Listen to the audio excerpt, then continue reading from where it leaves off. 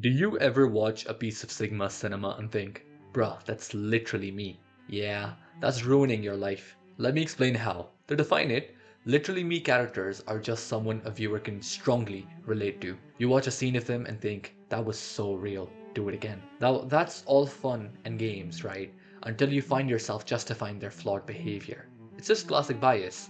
You look up to someone, become attached, and suddenly they can do no wrong. They're perfect. It's easy to fall into this trap. The psychology is quite simple. They're protagonists. Their default inclination for you is to root for the protagonist. You may carry the hope that they develop as a character and could try looking past their immoral behavior. Or you could tell yourself that they are problematic at the start, and then you find yourself watching edits of them on YouTube Shorts or Reels at 3 a.m. and think, yeah, something is deeply wrong. You may see Bojack Horseman and think, oh, it's just a show about a silly horse. But trust me, you're in for a long ride.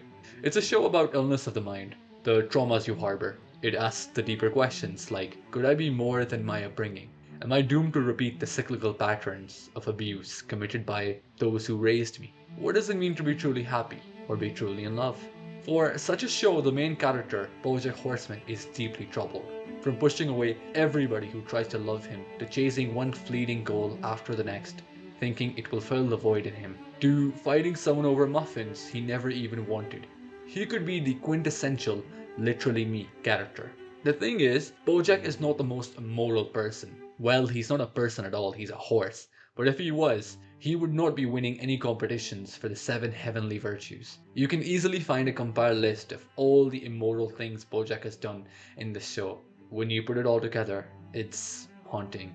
That is where my problem arises. People can be toxic in their relatability to characters like Bojack by defending his actions at every turn. Just because you can explain his behavior and trace it back to some part of his troubled childhood does not mean it needs to be justified. Being mentally ill does not grant you a consequence free life. The hurt you can cause is still very real. These people who justify Bojack's behavior get to a point where they don't listen to the message when it's there to make them realize the path they're on. It's genuinely sad to see for those who don't want to change, because it could serve as a wake up call. If you see yourself in any of these characters, maybe it's a sign it's time to change as a person and work on those traits instead of finding comfort in being as is. Don't normalize it. The show gets so much pushback for supposedly glamorizing or romanticizing abusive behavior. But in my opinion, the show is a cautionary tale about the kind of life you can expect if you refuse to introspect, take accountability for your mistakes, and let your troubled childhood define your life. Remember, Bojack may be a horse, but his struggles are all too human.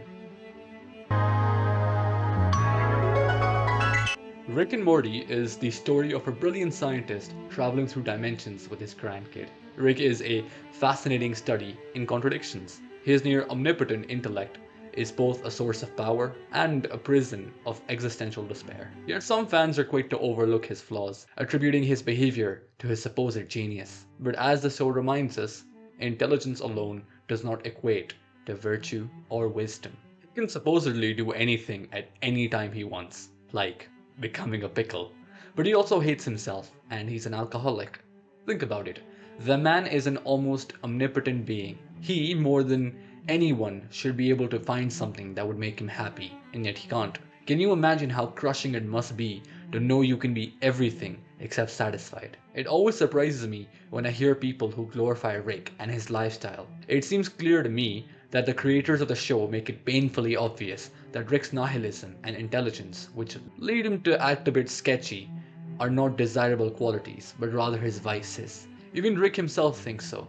This was most obvious in the episode Rest in Ricklaxation, where Rick goes to an alien spa which removes the personality traits from him that he considered negative, and he ends up more considerate and caring. I've always wondered, why would you want to be or emulate Rick? Rick does not even want to be Rick. He's deeply unhappy. You could make the argument that Rick can't find happiness as easily because happiness requires at least some level of ignorance of the greater truths that are so unbearably depressing. When you can grasp how expansive the universe is, how finite our knowledge and limitations of it are, and how little we are in respect to it, everything on the surface level becomes pointless. To that, my answer is Rick's son-in-law, Jerry, who is as ignorant as they come. He is painfully oblivious in comparison to Rick, but he's comparably miserable. I think the creators of the show were pushing the idea that happiness isn't from complete knowledge or complete ignorance. There has to be some in between. Pure intellect, undirected by love, morality, or any higher purpose, can be poisonous and self destructive. Always being right will not make you happy. That, as amazing as intelligence is, it is not necessarily the best of all human qualities, especially when it exists in exclusion to those qualities. People who look up to him are missing that part. What I took away from Rick and Bojack is that when I find that I relate to these characters, they are not role models, but evidence that I have some emotional and psychological work to do. I think it's alright to be entertained by people like these, but if one feels a connection, it might be good to see that moment as an opportunity for reflection, as opposed to celebrating the flaws that create the connection.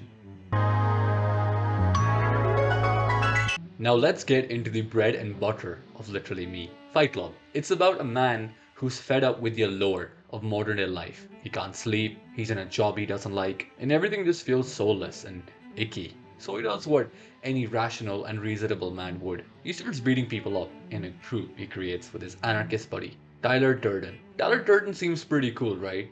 For starters, he's jacked. He seems sure of his bold and bright ideas. You might even resonate with his iconic speech, which goes, "Advertising is us chasing cars and clothes, working jobs we hate so we can buy shit we don't need. We're the middle children of history, man. No purpose or place. We have no great war, no great depression. Our great war is a spiritual war. Our great depression is our lives. We've all been raised on television to believe that one day we'd all be millionaires, movie gods, and rock stars. But we won't. And we're slowly learning that fact. And we're very, very pissed off. But don't let that fool you. Tyler Durden is not an idol. He's a warning. Well, sort of. Tyler Durden, along with the main character in the movie, lead a group of disaffected men into a project called Project Mayhem.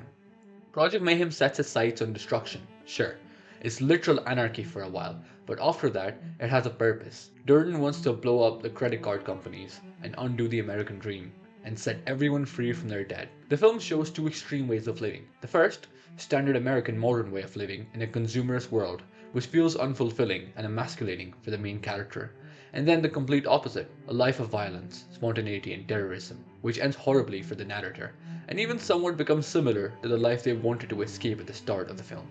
Most men I talk to about Fight Club are dazzled by the violence of the film, or Brad Pitt's low body fat percentage. They thought the story was about how men should be able to take out their aggression however and whenever they want. To them, Fight Club wasn't anti-capitalist. Instead, it was a cool film about men needing to be men. Tyler Durden frequently mentions monkeys or apes, and I believe this is supposed to represent the primal instinct, known as a Freudian concept of id, which engages primary process thinking, which is primitive, illogical, irrational, and fantasy-oriented. This form of process thinking has no comprehension of objective reality, and is selfish and wishful in nature. Where I will give this film some leeway is that it did not feel completely satire. To me, Tyler was right in certain aspects, but the solution was deeply flawed. In my opinion, the film is about ideas, but also about extremes. Tyler's idea is flawed because even though he's right about consumerism and society during that time, his entire philosophy of breaking free from the shackles of society and then making a hierarchical cult seemed contradictory. There's nothing wrong with getting in touch with your primal instincts. Go train in a martial art and bleed. Release that inner animal if you feel like you have to. And nothing wrong with doing something over and over again in your life if it makes you happy. It's finding the right balance where you can have fun but get things done as well. It doesn't have to be either a life of discomfort versus a life of strength, masculinity, and primal instincts. You can have both.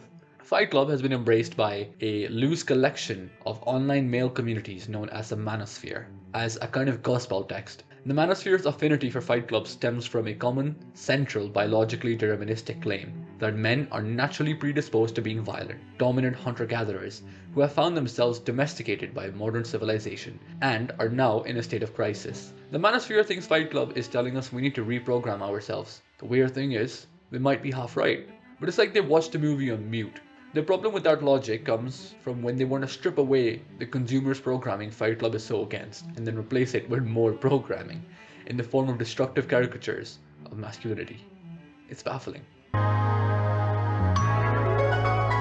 The Wolf of Wall Street is a film on excess and corruption. The story overtly depicts the flaws of a capitalist society. The main character is shown to get rich by defrauding hard-working regular people and is ultimately made to pay for his crimes. He has a great run on top of the world, but of course it does not last. His mistakes and deceits catch up to him and he loses everything. To me it felt as if you're not supposed to like the characters and what is happening. You're supposed to be shocked at how absurd the story is, which is based on reality. Yeah, the main character was a real person who did end up defrauding a lot of people. I feel as though some people like this movie because they fantasize about being the main character, as if he's a remotely admirable person, simply because he has money. They see taking advantage of others as a virtue. For them, this movie is a story about a man who is prosecuted for his genius. The same people espouse hustle culture as the only way to live a happy life. I did like this film, but as a cautionary tale. But when I see it here, or be it referenced, it's by finance bros who got the complete wrong idea from it and idolized Jordan Belfort and his cronies, who are terrible people who steal all that money for their own selfish gains. And it's a bit sad to see people aspire to be that. I feel as though American society still tries really hard to tell people that they need to be out only for themselves. And the kind of people who believe in that are the people who end up celebrating the greed and excess displayed in the film. Okay, counter argument. Perhaps it's just harmless escapism and not problematic literacy on media. I think one thing that does get overlooked in the discourse of these films is that these characters are often venerated, not because people consider them an appropriate blueprint for life, but because there is catharsis in living vicariously through them. People want to be the aloof misanthrope, above the petty tribulations of our lives, and immune to their limitations. We fantasize about saying, "the hell with everything, who even cares anymore?" and abandoning all tethers and responsibilities, about speaking without a filter or self-censor. But we do recognize that path is not viable. It directly opposes the terms of the social contract we need to function. But it is fun to pretend for a few hours, I'll say. Let me conclude my essay with a question rather than a statement. If someone misinterprets the point of a piece of art by virtue of their own perception of the world, is that on the viewer or the art? Perhaps when you make a film and release it, you own the fact that it has different interpretations that can be associated with every image or line you carefully selected. The trade-off is whatever you did intend may or may not have anything to do with how it's received, or how it becomes important to people or society. In that sense, it's on the artist. It is a circular relationship, never ending, especially as a piece of art gains new meaning and time progresses. What do you think? I'd like to finish this essay with the reminder that a protagonist is not necessarily always a good guy. They're just what the art centers around, and the antagonist is not always the villain. They're just someone that opposes the main character.